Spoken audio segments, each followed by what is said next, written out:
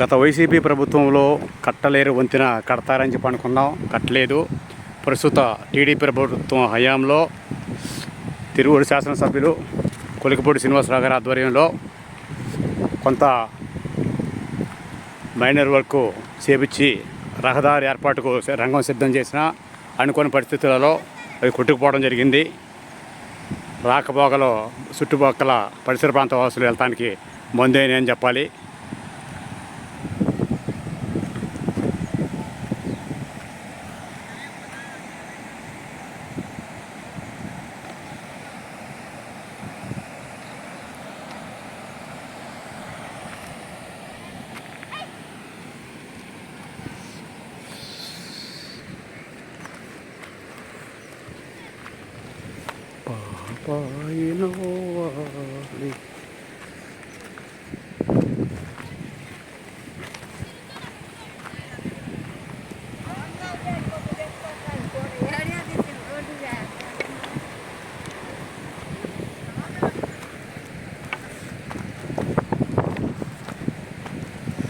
సుదీర్ఘకాల సమస్య.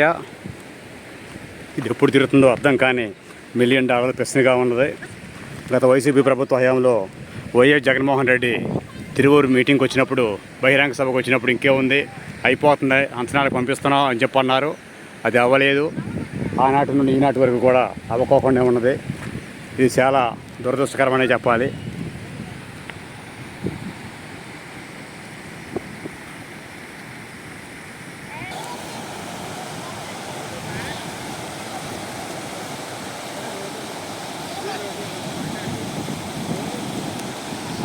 ఇది కట్లేరు ఉద్యాన కాదని చెప్పాలి. రెండు పక్కల వాహనాలు వెళ్ళకోకుండా పోలీస్ పికెటింగ్ పెట్టడం జరిగింది.